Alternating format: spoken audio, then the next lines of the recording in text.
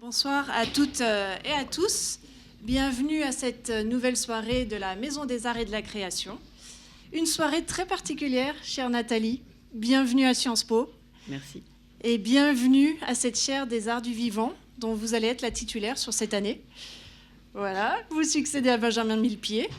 Et donc, vous êtes la deuxième titulaire de cette chaire que nous avons créée au moment du lancement de la Maison des Arts et de la Création, il y a tout juste un an. Donc nous sommes honorés que vous ayez accepté notre invitation. Merci du partage, de toute cette transmission que vous allez pouvoir développer tout au long de cette année auprès de nos étudiantes, nos étudiants, et puis également auprès de toutes nos communautés à Sciences Po. Donc je souhaite saluer les étudiants, bien sûr, les enseignants, les chercheurs et les alumni qui sont là aujourd'hui, mais aussi tous ceux qui nous rejoignent de l'externe, puisqu'on ouvre les murs à ces conférences. Et donc nous sommes ravis d'ouvrir Sciences Po grâce aux arts à tous les invités qui nous rejoignent de l'extérieur. Alors, chère Nathalie, juste pour vous faire une petite confidence, je cherchais des mots pour vous accueillir, très brièvement, parce que je vais bientôt passer la parole à mon collègue Frédéric Ramel. Et figurez-vous que les mots se jouaient un petit peu de moi, parce que je souhaitais parler des différents champs que vous travaillez. Et il fallait que je précise CHAMP ou ANT, les différentes voies que vous exploriez, VOIES, VOIX. Et finalement, je me suis dit que les mots ne se jouaient pas tant de moi que ça. C'était en fait cette polysémie qui pouvait aussi être en miroir à ce que vous êtes, avec toutes ces facettes qui sont très nombreuses, très variées, mais unies en un même cœur. Et donc, je souhaitais vous remercier de nouveau d'être là et pour le partage qui va suivre. Cher Frédéric, merci d'avoir non seulement accepté de modérer cette rencontre, mais aussi d'être à l'origine de plusieurs des initiatives de cette chaire Art du Vivant et puis de l'invitation à Nathalie aujourd'hui. Et puis enfin, le dernier mot que je souhaitais donner, de nouveau polysémique, vous remercier de l'inspiration. Donc l'inspiration, évidemment, les idées qui peuvent jaillir, les nouveaux projets, mais aussi l'inspiration, ce bol d'oxygène, cette respiration que dont nous allons pouvoir bénéficier aujourd'hui grâce à vous. Merci, bonne soirée et à très vite.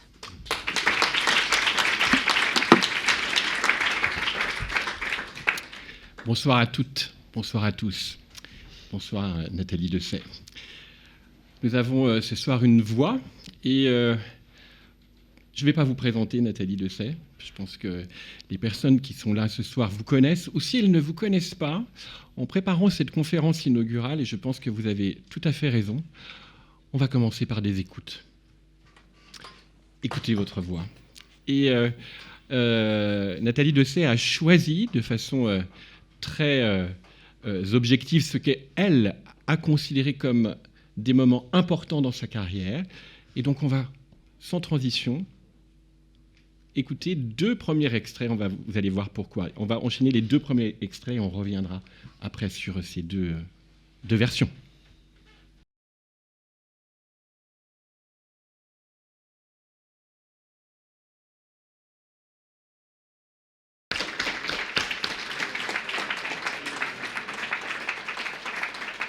Voilà une première Olympia.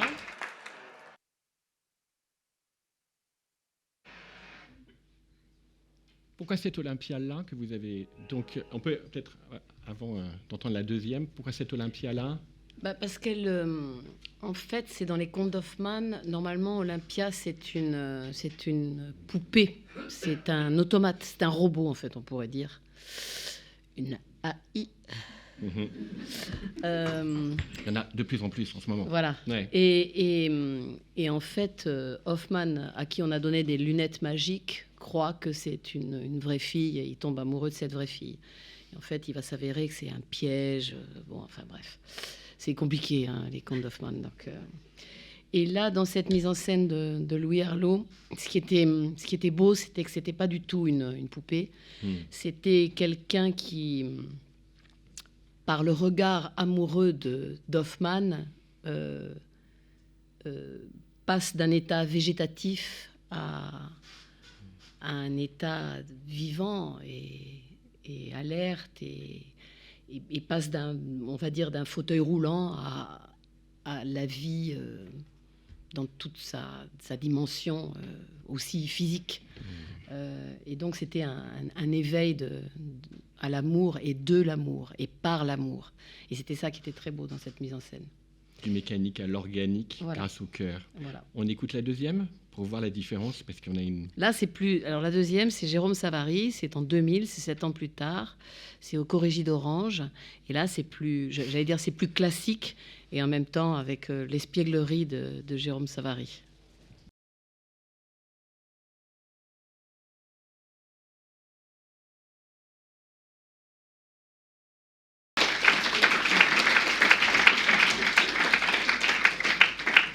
Une deuxième Olympia qui est très différente, très différente. Je trouve qu'en plus, les deux extraits que vous avez choisis vous-même sont assez représentatifs, ces deux extraits, de votre capacité, sur un même rôle, d'être une personne totalement différente. Oui, alors c'est rigolo parce que j'en ai fait 8 différentes. Donc du coup, j'ai dû me réinventer à chaque fois. Accompagné par le metteur en scène, évidemment, oui, qui donne sûr. sa patte, je suppose. Oui. J'ai même fait une poupée enceinte. Bon, ben ça, c'est parce que j'étais enceinte, donc bon. Il n'y a pas de choix, en fait. Et pas de choix. J'ai fait une poupée Barbie mariage. Qu'est-ce que j'ai fait encore? Une poupée de porcelaine dans la mise en scène de Serban à Vienne. Une poupée avec un grand cordon, comme un cordon... j'allais dire ombilical, mais non, ça partait dans le dos. Dans la mise en scène de Polanski, dont il ne faut plus dire le nom, en 92. Et puis, qu'est-ce qu'il y avait encore? Une mise en scène d'Alfredo Arias, une autre de Mac Vicar, où j'avais remplacé. Enfin bon, bref. À chaque fois, c'est des numéros complètement différents. Et je trouve que vous nous démontrez vraiment que l'interprétation est fondamentale. L'interprétation en musique, mais aussi dans d'autres disciplines en sciences sociales, l'interprétation est extrêmement importante. Mais en musique, je pense que c'est encore plus flagrant. C'est que finalement, l'écriture est la même, ce sont les mêmes notes. Hoffmann a composé la même chose, mais c'est ce que vous mettez qui fait la différence. Et l'interprétation, elle vient de là. Et quand on a préparé cette conférence, vous avez beaucoup insisté sur le fait que c'est moins les rôles qui vous ont finalement inspiré que les mises en scène et les rencontres avec les metteurs en scène. Et cet aspect-là, vous avez votre technique, on va y revenir tout à l'heure, mais la question de la technique vocale, mais l'accompagnement du metteur en scène est fondamental. Ah oui, c'est fondamental. Et quand un metteur en scène n'a pas d'idée... c'est pénible, quoi. C'est pénible parce qu'on ne peut pas avoir des idées pour lui. Moi, je peux proposer pour certaines choses, mais s'il n'y a pas de vision d'ensemble, s'il n'y a pas de... Je sais pas, s'il n'y a pas de lecture particulière, on ne peut pas travailler, en fait.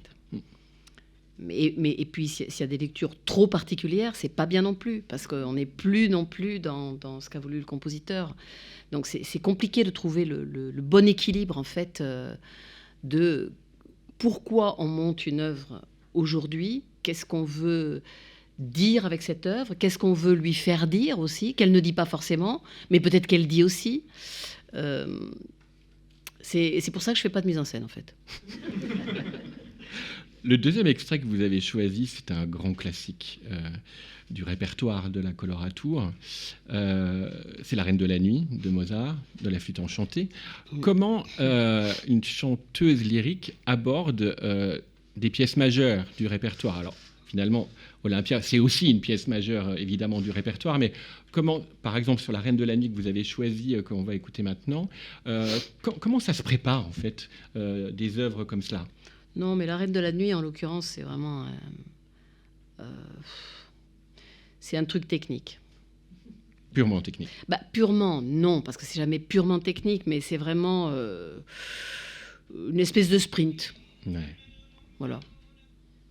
C'est un sprint. C'est un 100 mètres.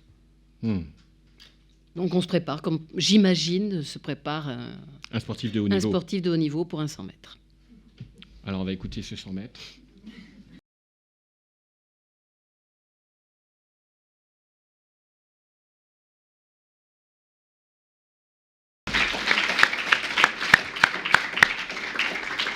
Bien négocié le 100 mètres en question. Bien négocié. Ouais, mais bon, Ouais. Vous êtes traqueuse. oui. Ça m'a gâché la vie. Beaucoup de musiciennes et musiciens sont traqueux ou traqueuses. Est-ce que du coup, ouais. Mais est-ce que finalement, vous dites que ça vous a pollué la vie, Oui. peut-être un peu moins maintenant, je ne sais pas, mais est-ce que finalement les rôles vous ont sauvé? Oh non. Non. Oh Donc, non. non. Personne. Non. Alors, Non, non, comment est-ce qu'on fait alors? Ben, on fait avec. Oui, au début, je vomissais. Après, j'ai arrêté de vomir avant d'entrer en scène. Ah, c'est bien. pratique. Ouais. Ouais, Après, pratique. j'ai Ah, ouais. toussé. J'ai toussé énormément. Je me suis bien abîmé les cordes vocales aussi. Et puis voilà, ça m'a rendu dingue. Et en fait, c'était ça a fait partie aussi des raisons pour lesquelles j'ai arrêté l'opéra, parce que c'était trop dur. Invivable. On reviendra tout à l'heure sur la question de votre choix, mais je propose qu'on revienne à quelque chose de peut-être plus léger. Ah, voilà, tout à fait. Une scène de sexe. Ouais, bien sûr. Bah, un peu, mais bon. Ah si, Oui, beaucoup, mais même. je sais, oui, ouais. Enfin, Ah bon, oui. voilà. Mais bah, c'est Hoffmann, enfin, pardon, c'est Non, Offenbach c'est avant Offenbach. Hoffmann. Voilà. C'est Parce que, Offenbach. on a eu le Offenbach de la fin, mais là, c'est le Offenbach du. Voilà, le Voilà. vrai. Là, voilà.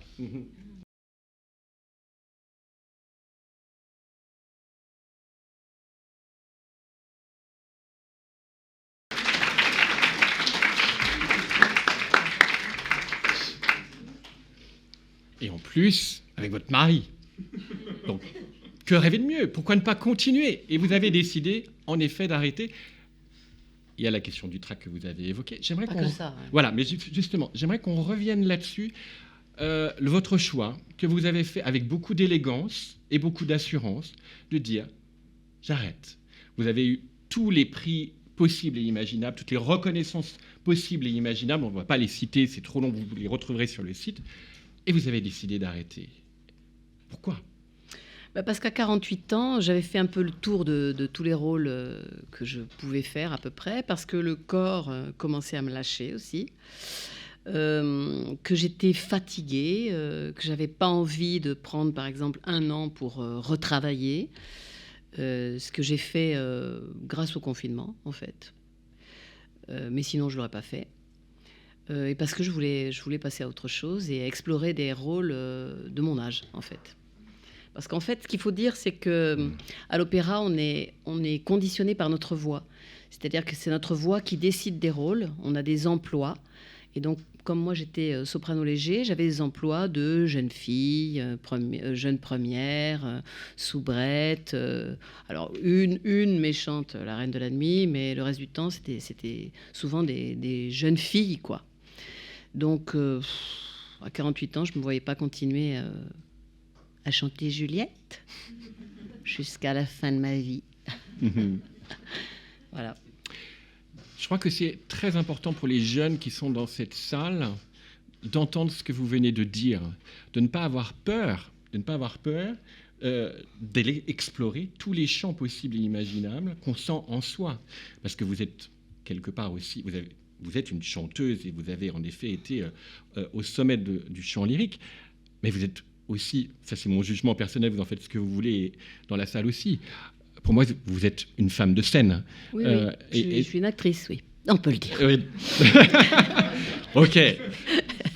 Ça va, j'ai pas fait d'erreur. Mais cette femme de scène va utiliser sa voix, toujours, mais autrement. Et donc, l'exploration de tous ces autres genres, de la comédie musicale au jazz, en passant par aussi d'autres perspectives. Le rapport à la voix, est-ce qu'il a changé, du coup? Votre rapport à votre voix, évidemment. Oui, je pense que quand j'ai arrêté l'opéra, j'étais un peu fâchée avec ma voix, mais il a fallu 10 ans pour se réconcilier, en fait. 10 ans? Oui. Par des rencontres à nouveau? Oui, par le fait de retravailler, de la réapprivoiser, cette voix classique. Et puis aussi par le fait d'apprendre autre chose en en utilisant la voix pour le théâtre et en utilisant la voix pour la chanson et la comédie musicale, ce qui est une toute autre technique, puisqu'il y a le micro et que c'est le micro qui fait le boulot. Enfin, j'exagère quand je dis ça, mais pas tout à fait quand même. Mais en tout cas, c'est une voix soudain plus normale et non pas une voix athlétique qu'on emploie quand on chante une chanson, parce qu'il faut être au plus près des mots et dans un rapport beaucoup plus intime à la fois à la musique et au public. Est-ce que vous considérez que vous êtes sorti du Carmel en allant au-delà? Oui. Alors je disais toujours que j'étais au Carmel quand j'étais à l'opéra. C'est un peu vrai.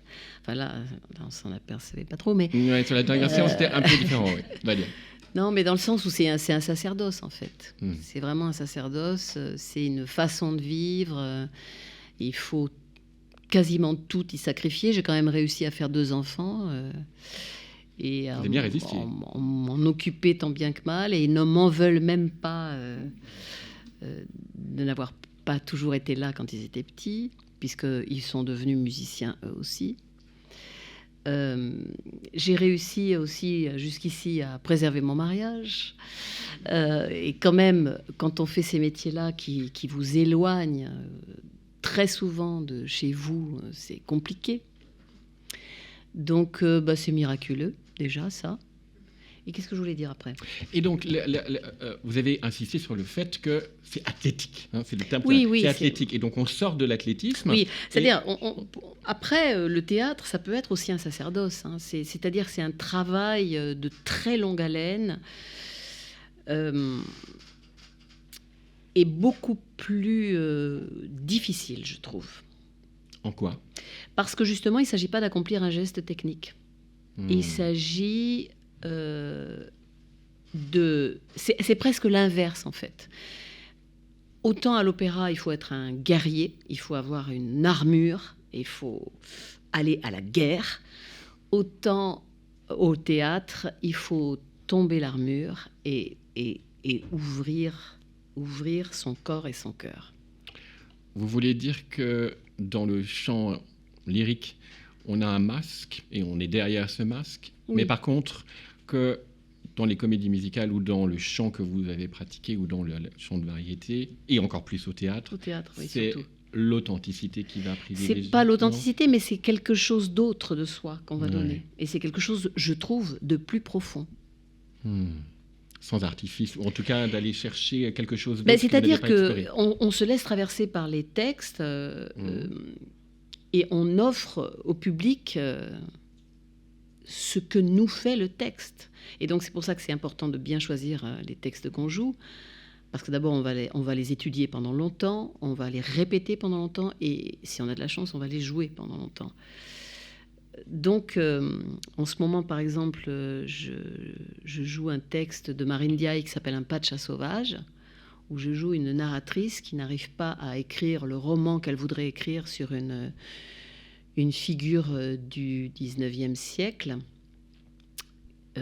qui s'appelle Maria Martinez, et qui a été célèbre, enfin disons célébrée en tout cas pendant une dizaine d'années à Paris, comme étant la Malibran noire. Elle venait de la Havane et elle a chanté pendant une dizaine d'années à Paris. Et puis, elle a disparu. Et donc, cette narratrice a vu les 2 portraits que Nadar avait fait de cette artiste et veut écrire le roman de sa vie, avec donc très peu de sources.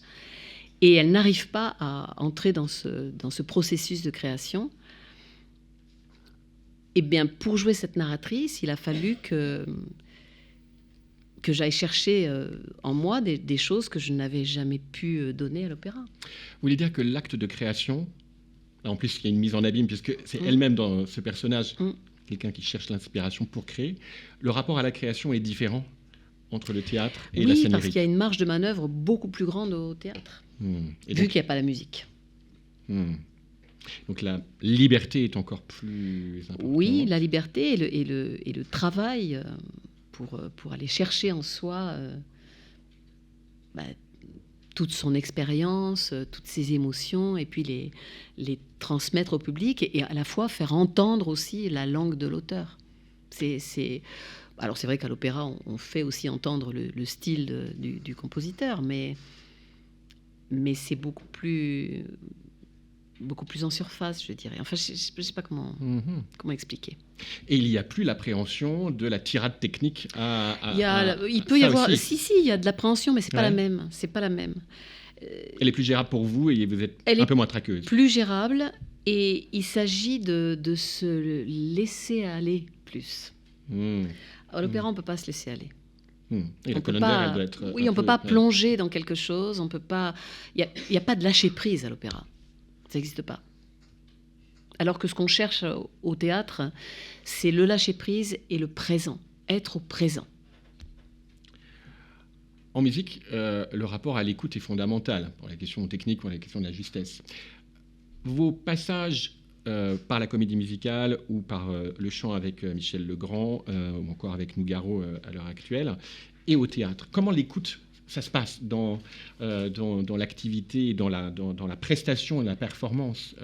Est-ce qu'il y a une différence ou est-ce qu'elle est plus importante dans l'une des scènes où en fait c'est le même type d'écoute qui est à l'œuvre? Pas le même type d'écoute. À l'opéra, on est toujours en train d'essayer de vérifier ce qu'on fait. Et il faut vérifier ce qu'on fait.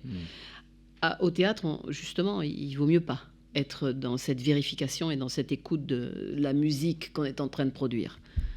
Au contraire, il faut essayer de ne pas se regarder et de ne pas s'écouter. Et c'est ça qui est difficile. Une forme de lâcher-prise. Oui. Dans la retenue, évidemment, parce qu'il y a le texte à faire passer. Mais et dans la chanson, c'est encore un autre type d'écoute. Bien sûr qu'on est en train de vérifier ce qu'on fait, on a les retours, on essaye il s'agit de chanter juste, mais il s'agit surtout d'être dans la poésie de la chanson. Donc d'être dans l'interprétation uniquement par les mots, j'allais dire, puisqu'on est en concert. Donc on n'interprète pas un personnage, c'est nous-mêmes qui disons cette poésie et qui la faisons partager au public. Et cette écoute, telle que vous la décrivez, que vous soyez accompagné avec un piano pour chanter du Legrand ou que vous soyez en train de chanter West Side Story avec Claire Gibault et l'orchestre du Paris Mozart Orchestra, c'est finalement le même type d'écoute, même si ce n'est pas le même matériau sonore. Mais on est bien sur quelque chose bien différent du chant lyrique. C'est différent du chant lyrique. Le fait aussi qu'on n'a pas à passer l'orchestre quand on travaille avec micro. Donc, ça aussi, ça change. Il n'y a pas ce problème de la projection. Et donc, c'est beaucoup plus intime, en fait. Et d'ailleurs, quand on chante dans le micro, il ne faut pas chanter fort. Même quand on a l'impression que c'est fort, en fait, c'est pas fort. Beaucoup de nuances. Ça invite à encore plus chercher la nuance. Oui, et puis on peut aller dans ça, quand on chante au micro. On ne s'avise pas de le faire à l'opéra. Qu'est-ce qu'elle dit? Ouais. J'avais une toute petite question à vous poser. On sort peut-être un peu des scènes, mais j'ai été très sensible au fait que vous avez aussi enregistré des choses qui sortent des sentiers battus par rapport à ce qu'on attend de Nathalie Dessay. C'est des albums pour enfants, de raconter des histoires pour enfants. Personnellement, j'étais bercé par le petit Ménestrel et donc, voilà, pour une certaine génération, on découvrait des compositeurs et leur musique par la voix d'une actrice ou d'un acteur. J'aurais voulu savoir comment c'est arrivé dans votre trajectoire et pourquoi vous avez dit oui. Moi, j'ai aussi beaucoup aimé les livres-disques qu'on avait quand on était petit. Donc, je me souviens notamment de Carlos qui faisait Alibaba, trop bien. Ou Marthe Mercadier qui racontait la Belle au bois dormant, je crois. Ou je sais plus. Les Pérette Pradier dans Les 101 Dalmatiens qui faisait Cruella. Oui, c'est ça. Et donc, ça m'a marqué, en fait, ces livres-disques. Et je trouvais que j'avais envie d'être de l'autre côté du micro pour pouvoir raconter des histoires aux enfants, moi aussi. Et puis, j'adore lire, faire des lectures à haute voix. J'en ai fait beaucoup. Et donc, ça fait partie de la même chose, quoi. Oui, mettre votre voix au service d'une histoire, puisque la femme de scène peut aussi raconter des histoires dans l'intimité, et donc aussi de projeter aussi des histoires auprès des plus jeunes dans cette perspective. On a 2 étudiantes qui ont... pardon, oui, hop. J'ai fait 2 choses en même temps. Voilà, 2 étudiantes qui ont quelques questions à vous poser, où elles sont, elles sont juste là. N'hésitez pas à vous présenter, soit Charlotte, soit Emma, dans le sens que vous voulez. On vous écoute. Merci beaucoup pour votre intervention. Je m'appelle Charlotte, je suis étudiante en master à Sciences Po et avec Emma, on est ambassadrice de la Maison des Arts et de la Création. Alors, on voulait revenir un peu sur votre formation au théâtre. Donc, en 2013, vous décidez de changer de répertoire pour vous orienter vers le théâtre. Vous êtes alors rapproché davantage de rôles dits plus tragiques. Comment cette évolution a-t-elle influencé votre approche artistique et vos choix de personnages par la suite? En fait, c'est toujours pareil avec moi. Je choisis pas les personnages, ou je sais pas. Je choisis les gens surtout avec lesquels ça va se faire. Donc, et les textes, ça c'est très important. Le premier texte était un texte de Howard Barker, dans une très belle traduction de Vanessa Kamfomala. Donc c'était un texte très très bizarre. Moi je me souviens quand je l'ai lu la première fois, j'ai dit bon, alors je n'ai rien compris, mais j'adore. Parce que le théâtre de Barker, je ne sais pas si certains d'entre vous le connaissent, c'est le théâtre de la catastrophe déjà. Donc ça me parle.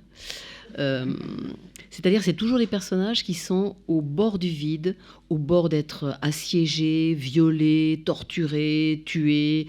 Enfin bon, c'est toujours comme ça. Il a fait un énorme travail autour de Shakespeare aussi. Et c'est toujours des princesses dans des châteaux forts, mais dont on sait que l'ennemi va arriver. Enfin bon. Et donc, Unt, c'est l'histoire d'une femme... je schématise parce que c'est un peu abscon quand on lit comme ça le texte, mais c'est une femme qui attend quelqu'un qui va venir, qui sonne à la porte, dont on suppose que c'est à la fois son bourreau, son amant, on ne sait pas très bien. Et ce qui était intéressant dans cette production, c'était la scénographie, qui étaient donc des blocs de glace au-dessus de moi. Donc il pleuvait sur scène dès que le public entrait. Moi, j'étais déjà sur scène. J'étais dans une très grande robe. Je paraissais très très grande parce que j'étais sur un petit tabouret en fait.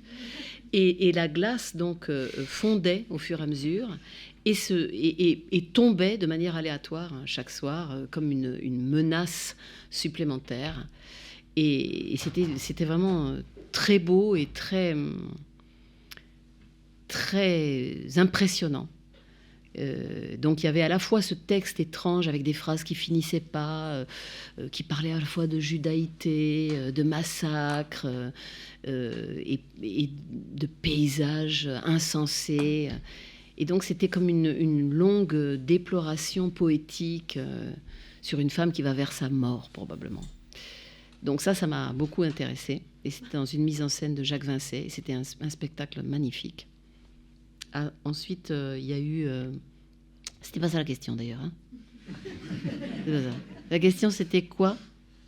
Le mouvement vers, en effet, des personnages plus dramatiques ou avec des trajectoires plus compliquées à gérer. Mais en fait, ce que vous nous dites, c'est plutôt les rencontres, tout simplement. Oui, voilà, c'était la rencontre avec le metteur en scène Jacques Vincey, avec sa dramaturge Vanessa Kamfomala. Et donc, voilà, après, il y a eu une rencontre avec Christophe Lidon autour d'un texte de Stefan Zweig. Ouais. Après, il y a eu Julie Otsuka, Certaines n'avaient jamais vu la mer, avec Richard Brunel. Là, c'était un truc très collectif, avec 12 acteurs et actrices au plateau. Et c'était l'histoire de ces Japonaises, entre autres, en tout cas, qu'on avait mises dans des camps après Pearl Harbor, et qui n'avaient pas compris pourquoi on les avait considérées comme ennemis de l'intérieur. Et c'est une histoire un peu méconnue de ces Japonais, en fait, qui ont été enfermés dans des camps à l'intérieur des États-Unis après Pearl Harbor.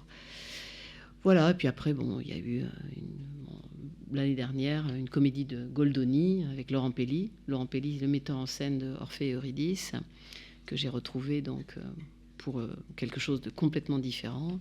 Et puis ces 2 textes de Marine Diaye, Hilda et Le Pacha sauvage. Et voilà. Il n'y a pas de destin tracé. C'est ça, en fait. Non. Il y a des rencontres, et surtout des rencontres avec des textes aussi. C'est ça qui me guide, en fait. Bonsoir, merci pour votre présence. Donc moi, c'est Emma Véro. Et j'avais une question un peu différente. J'ai vu qu'en 2023, vous avez été sur scène auprès de Philippe Cassard dans un spectacle intitulé Paroles de femmes, qui met en lumière des compositrices. Et à ce titre, je voulais vous demander comment pensez-vous que votre pratique de l'art, puisse s'engager dans la cause des femmes ? Comme ça, par exemple. en chantant des compositrices qu'on a peut-être un peu oubliées, parce qu'on connaît par exemple Félix Mendelssohn, mais on ne sait pas forcément que sa sœur était aussi une musicienne extrêmement douée et qu'elle a elle aussi écrit. On ne sait pas forcément que Clara Schumann, qui était une immense concertiste, était aussi une immense compositrice. Et on sait encore moins que Alma Mahler était une compositrice merveilleuse, qui a été complètement étouffée par son mari, entre autres. Voilà. Donc je trouvais juste de leur rendre justice. Faire entendre leur voix. Merci. Vous aviez d'autres questions, je crois. Il y avait... Non. Passe au pilori. Alors, pour venir sur les extraits que vous nous avez montrés en début de séance, donc en plus de votre voix lyrique, c'est bien évidemment aussi votre gestuelle et votre corporalité qui nous frappe. Votre formation en théâtre vous a apporté une grande présence scénique, vous démarquant des solistes ayant une formation lyrique classique. Mais à l'inverse, que vous a apporté la maîtrise du chant lyrique dans votre manière de faire du théâtre ? Justement, pas grand-chose. Pas grand-chose, parce qu'il faut tout oublier, tout effacer. Justement, parce qu'au théâtre, on ne doit pas faire tous ces gestes parasites et surjouer comme ça. Et moi, j'ai tendance à surjouer au théâtre. Alors, c'est pas mal, parce qu'on peut oui, comme corriger. Ça, on peut corriger, on peut enlever. On peut travailler sur quelque chose qui existe déjà, qui est très enthousiaste, mais qui est parfois histrionique, en fait. Donc, je dois lutter contre ça et contre cette extraversion terrible que j'ai cultivée pendant 30 ans pour être dans quelque chose de beaucoup plus intérieur, de beaucoup plus intime, de beaucoup plus retenu. Et c'est ça qui est intéressant. Merci. Pour une fois, j'ai répondu pile à la question. Non, ouais. Allez, on ouvre à la salle. N'hésitez pas à vous présenter avant de formuler votre question. Voilà.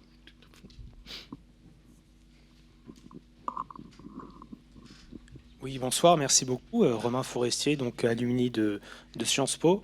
J'avais une question pour revenir sur la technicité ou la complexité de certains rôles. Alors évidemment, il y a la Reine de... Moi, j'adore vous écouter en CD sur Candide, en air absolument compliqué. Est-ce qu'il y a... Parlez bien fort. Qui en fait sont extrêmement compliqués sans qu'on le sache vraiment, sans que le public s'en rende compte? Ou est-ce qu'en fait, tous les rôles compliqués, on sait qu'ils sont compliqués, et tous les rôles moins compliqués, on s'en rend compte? C'est-à-dire, il y a des choses... Quand c'est très virtuose, c'est clair que c'est compliqué, que c'est technique. Quand il y a beaucoup de vocalises, beaucoup d'aigus, voilà, c'est clair pour tout le monde. Mais il y a des airs très élégiaques qui semble beaucoup plus facile et qui en fait requiert beaucoup de souffle, par exemple, et beaucoup de maîtrise du legato, c'est-à-dire de la phrase très liée, des sons très liés entre eux.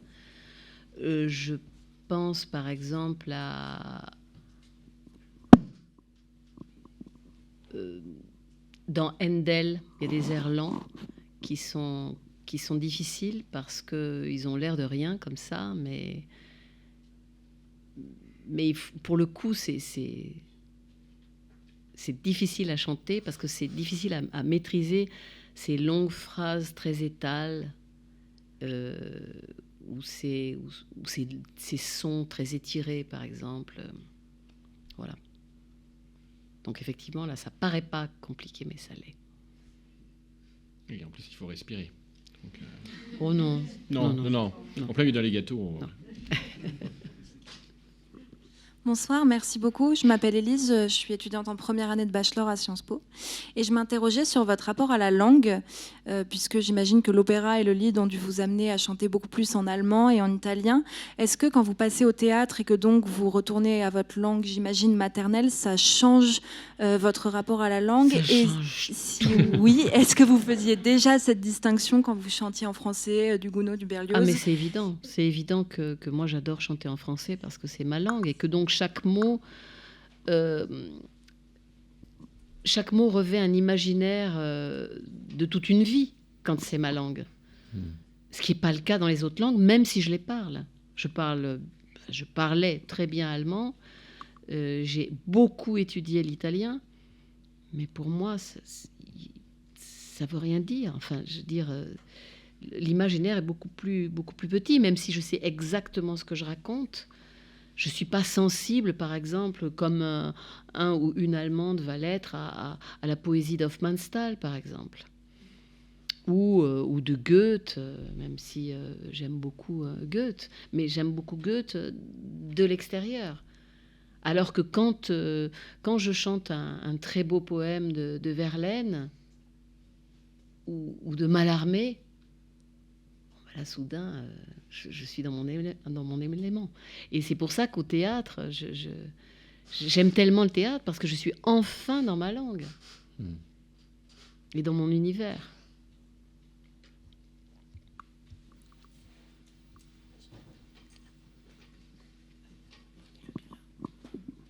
C'est bon. Merci beaucoup. Kevin Gauthier, doctorant en sciences politiques ici à Sciences Po. Moi, j'ai une petite question à vous poser quant à votre positionnement en tant qu'artiste sur la scène politique. Est-ce que dans les rôles que vous avez joués, dans les mises en scène qu'on vous a proposées éventuellement, vous vous êtes déjà senti appelé ou exposé d'une certaine manière à prendre parti ou exprimer votre voix VAIX et VAIVOIE d'une certaine manière? Moi, les rôles que j'avais, c'était pas des rôles qui appelaient ça. Donc, en fait, si engagement politique il y a, il est en dehors de l'opéra, en tout cas.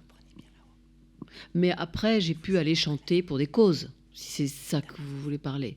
C'est-à-dire, j'ai pu aller chanter pour les femmes iraniennes, voilà, des choses comme ça, quoi. Ici, en haut, on passe en haut, puis après on reviendra vers vous. Merci. Je voudrais vous poser une question sur le public, votre rapport au public. Est-ce qu'il... J'imagine que vous allez dire non, je suppose que... Est-ce qu'il est le même? Le rapport au public est le même quand vous êtes au théâtre, sur une scène de théâtre et sur une scène d'opéra? Et est-ce qu'il n'y a pas de temps en temps une nostalgie pour le rapport avec le public d'opéra qui doit être très différent? Même pas le public. Mais la scène, j'ai compris, mais même pas le public. Non, parce que le public d'opéra, c'est le public de l'arène. C'est-à-dire nous, on est des gladiateurs et que le public de l'opéra, c'est les Romains. Et moi, j'aime beaucoup mieux le rapport que j'ai avec le public du théâtre. Même si il peut être costaud aussi. L'autre jour, j'ai joué à Forbach, le pas de chat sauvage, et la pièce commence par un long monologue. Et il y a un gars, à un moment, il dit « Oh, c'est long !» Bon, il a fallu que je m'arrête et que je lui explique que s'il n'était pas content, il pouvait sortir. Et après, il fallait que je recommence. Et le truc, il est super dur. Donc, ça m'a gâché la soirée. Donc, on s'expose aussi à ça. Et j'ai pensé au film Yannick. Absolument. Si vous... Ouais. Il n'avait pas un flingue, heureusement. Non, il n'avait pas de flingue. Mais ça peut aussi arriver, quoi, qu'il y ait des interactions comme ça. Et d'ailleurs, c'est assez marrant. Mais je me dis, la prochaine fois, il faudrait que j'ai le courage d'engager une discussion, même si le gars en question, il était un peu dérangé.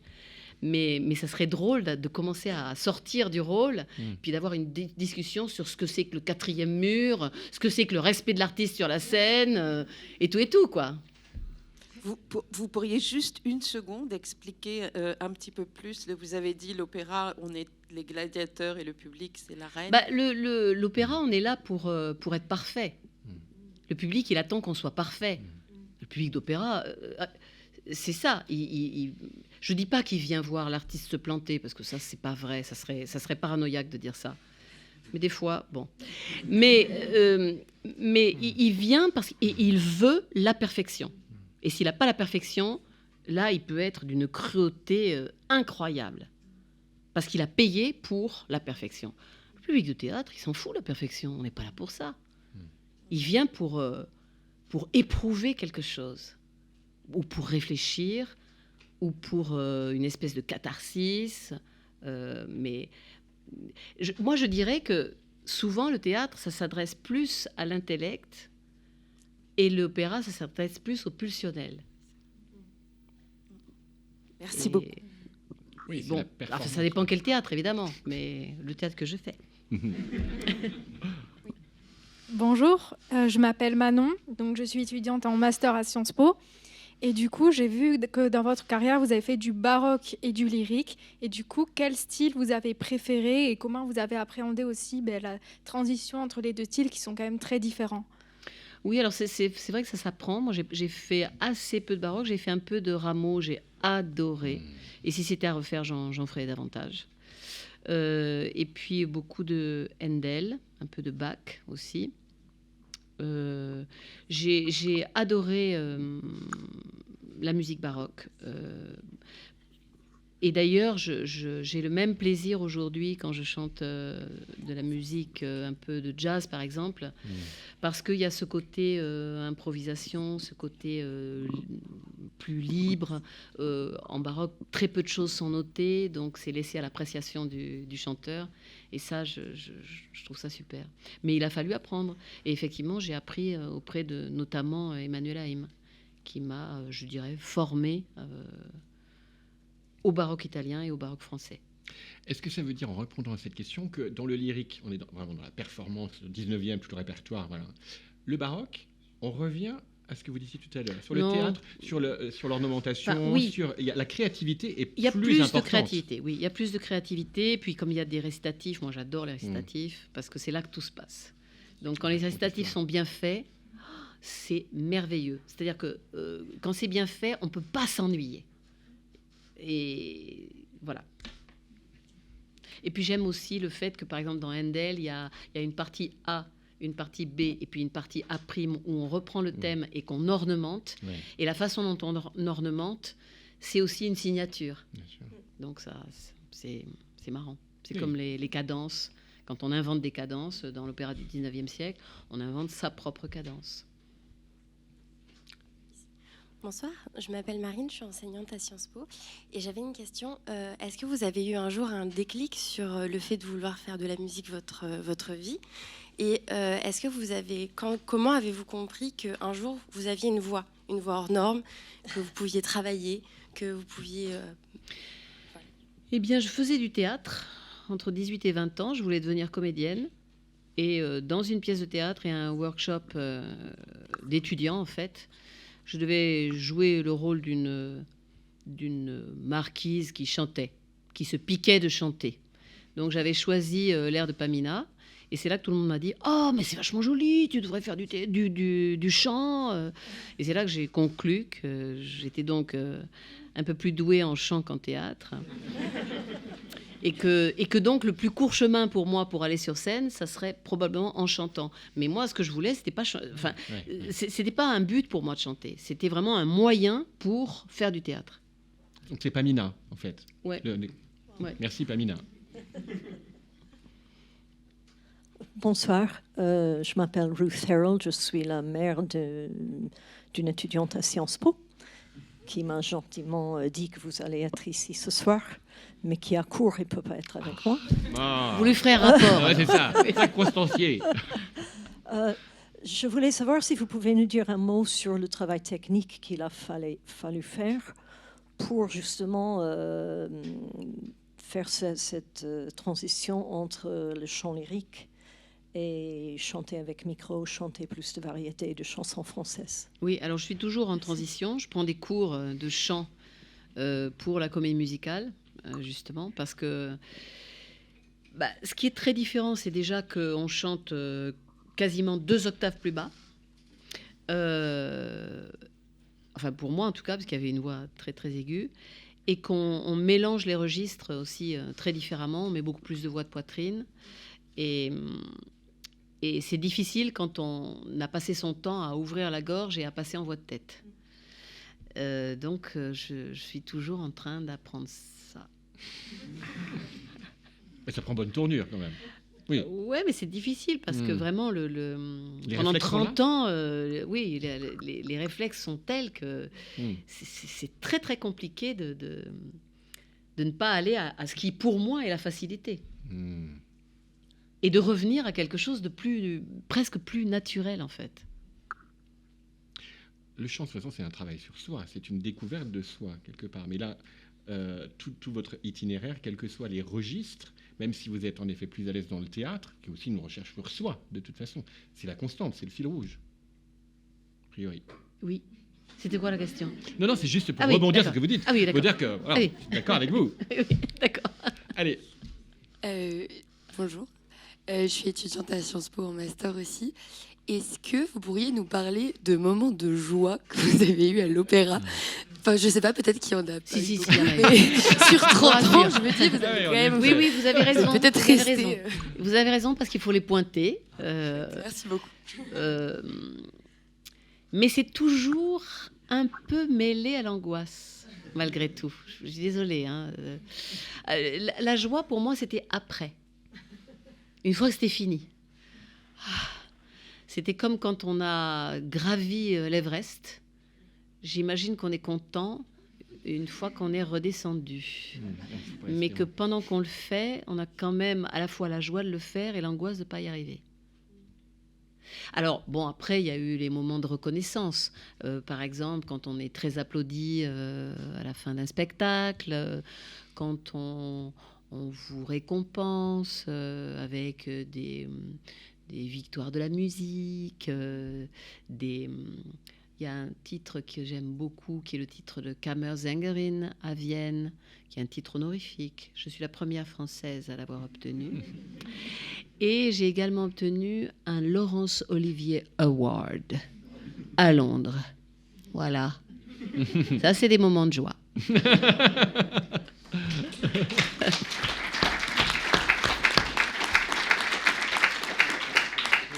Bonjour, je m'appelle Erwan. Je voulais vous poser une question. Si vous teniez les cordons de la bourse du ministère de la Culture, puisqu'on sait que l'opéra, c'est très subventionné...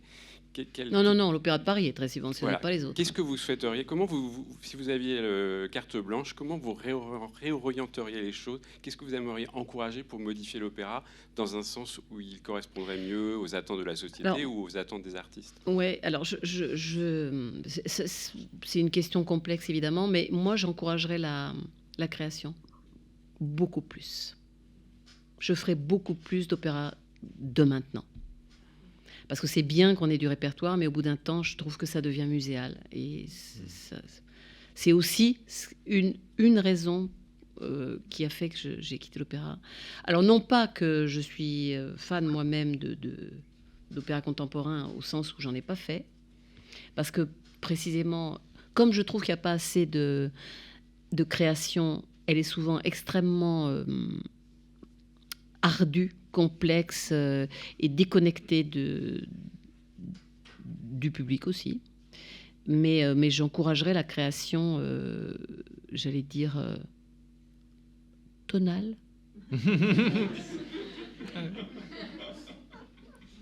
Voilà. Ça n'engage que moi. Oui, on a bien compris. Et maintenant que Pierre Boulez est mort, on peut le dire. Oui. Est-ce qu'il y a d'autres questions? Oui.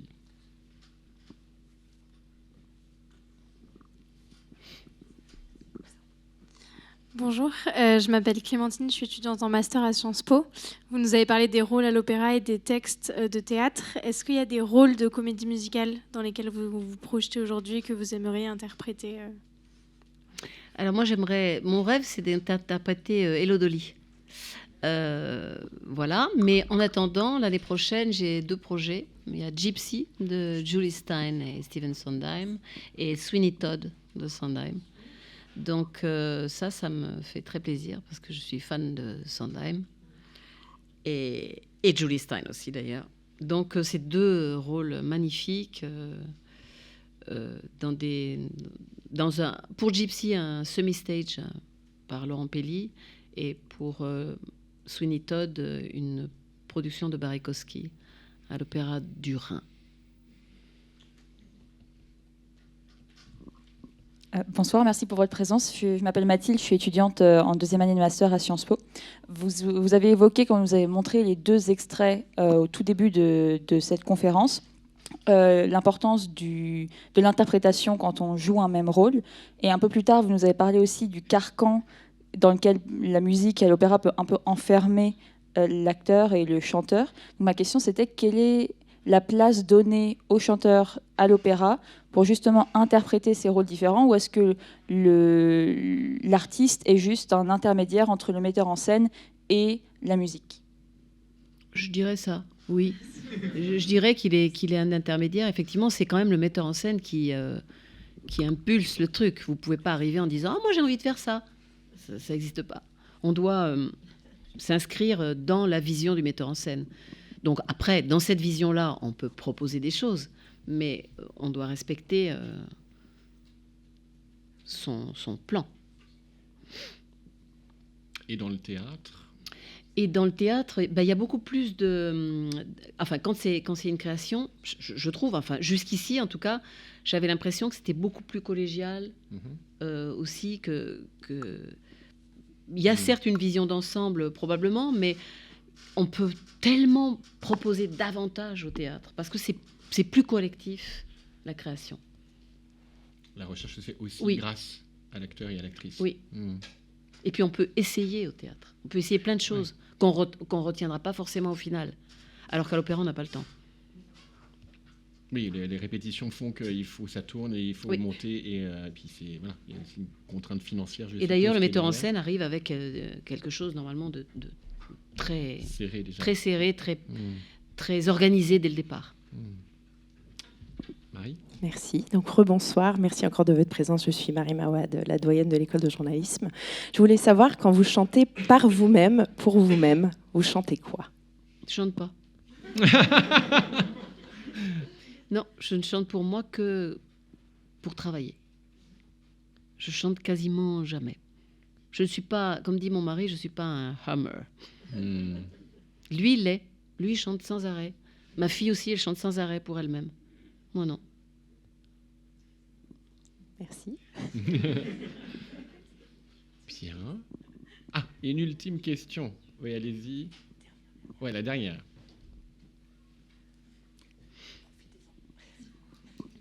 J'en profite. J'aurais une question. Est-ce que vous avez déjà songé à enseigner au public plus jeune? J'ai vu que vous aviez déjà fait de nombreuses masterclass. Non, pas nombreuses. Quelques-unes au moins. Et je me demandais, est-ce que c'est important pour vous, cette idée de transmettre l'art aux générations futures? Et peut-être en d'autres mots, quelle place est-ce que vous accordez à la démocratisation culturelle et à l'accès à l'éducation artistique? Alors bon, moi je ne suis pas enseignante, justement. parce que je trouve ça trop difficile. Et que moi, ce que j'aime dans la vie, c'est faire. Donc, j'aime pas tellement faire. Mais ça m'empêche pas parfois de donner des conseils, d'aider un tel ou un tel ponctuellement. Mais je suis pas du tout pédagogue dans l'âme. Mais alors, pas du tout. Donc, ma façon de transmettre, c'est autrement. C'est-à-dire, c'est de venir ici, par exemple, ou d'ouvrir ma maison aux jeunes musiciens qui viennent répéter. Parce que mon fils a installé un studio de répète dans la cave. Donc voilà, je les accueille, je les nourris quand je suis là également. J'estime que c'est ma façon d'aider la jeune génération.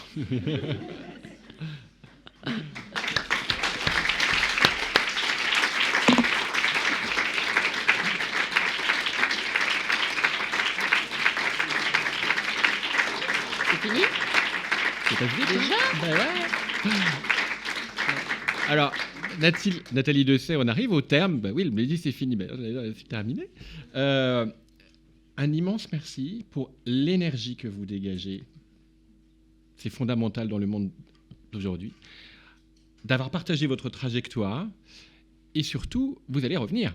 Voilà, vous allez revenir à l'automne prochain. On vous fera part des dates. Nathalie Dessay a déjà des noms en tête. Ça sera des conversations pour continuer justement de discuter. Un immense merci à nouveau. Merci à vous. Nathalie Dessay. Merci.